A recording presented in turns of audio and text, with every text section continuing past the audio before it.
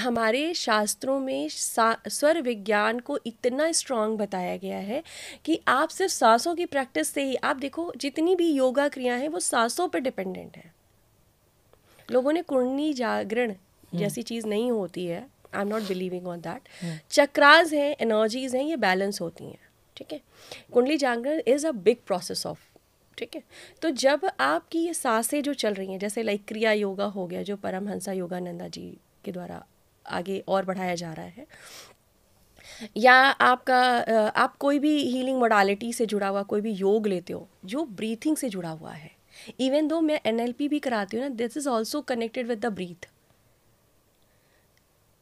और इसको हम इतना कैजुअली ले लेते हैं, आधी छोड़ लेके छोड़ देते हैं। तो मैं कंफ्यूज हो रहा हूँ कि मैं कब आधी ले रहा हूँ कब पूरा ले रहा हूँ। हाँ, तो आप अगर दिन में एक प्रैक्टिस करना शुरू कर दें ठीक है कि मैम। आप दिन में कहीं भी बैठें, किसी भी टाइम पे बैठें जब आपने मील ना लिया हो, ओके ठीक है। और 16 सांसों को लेना शुरू करें और छोड़ना शुरू करें पेट से पेट तक पूरी, ठीक है। अवस्था कोई भी हो, बैठ के नहीं, पूरा मेडिटेट, आपका स्पाइन हमेशा सीधा होना चाहिए। अच्छा। हाँ। तो मेडिटेशन की अवस्था ये है कि पैरों को आप करके, पैरों को जरूरी नहीं कि आप ऐसे एक बार बैठो धनंजय, यहाँ बैठो, आलती सामने पालती मारकर बैठा मेडिटेशन जाए, वाले पोजीशन बैठो, बैठो बस ऐसे मैम, जैसे ये ऐसे ही बैठा जाए, ये जरूरी नहीं है। ओके ठीक है। हम और आप जैसे बैठे, हम ऐसे भी बैठ सकते हैं चेयर पे, ठीक। हाँ ठीक है। ठीक, चेयर पे बैठे, बस आपको एक चीज़ ध्यान रखनी चाहिए कि आपकी स्पाइन सीधी होनी चाहिए। ओके स्ट्रेट, ओके हाँ, स्ट्रेट होनी चाहिए। स्पाइन इसलिए सीधी होनी चाहिए क्योंकि आपकी सांसें पूरी सीधे नॉर्मली जा सकें, आप हर ऊर्जा से कनेक्ट हो सकें। आपके पास 7 एनर्जी सेंटर्स हैं, अगर इनमें आप वायु तत्व पहुंचा सकें तो आपकी प्राण ऊर्जा बहुत ज़्यादा इफेक्टिव हो जाती है, और आपको ऊर्जा, आप देखिए मेरी बहुत इफेक्टिव हो जाती है और आपकी ऊर्जा बढ़ जाती है। आपने ध्यान दिया होगा, जो लोग मेडिटेट करते हैं, आपने सुना भी होगा कि जो लोग मेडिटेट करते हैं वो कहते हैं कि ऐसे लगता है कि मैं कितना भी काम कर लूँ मैं थकता नहीं हूँ। हाँ, इसके पीछे का रीज़न है क्यों। अच्छा, मुझे एक बात बताइएगा, अगर कोई अग्नि कहीं जल रही हो और उसको हवा दे दी जाए तो बढ़ेगी घटेगी? बढ़ेगी। बढ़ेगी। हाँ ठीक।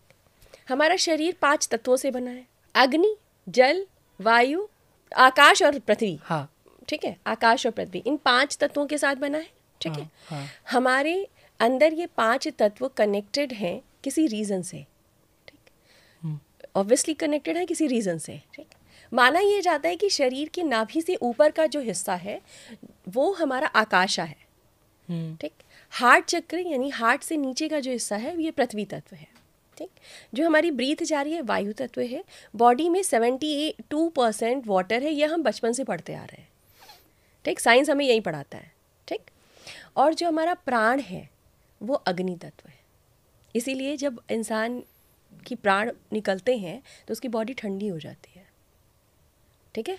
प्राण जैसे ही निकलते हैं, इंसान का शरीर केवल बचता है तो उसका शरीर ठंडा होता है। कहते हैं ना शरीर ठंडा हो गया, लोग इस लैंग्वेज में भी बताते हैं आपको, ठीक।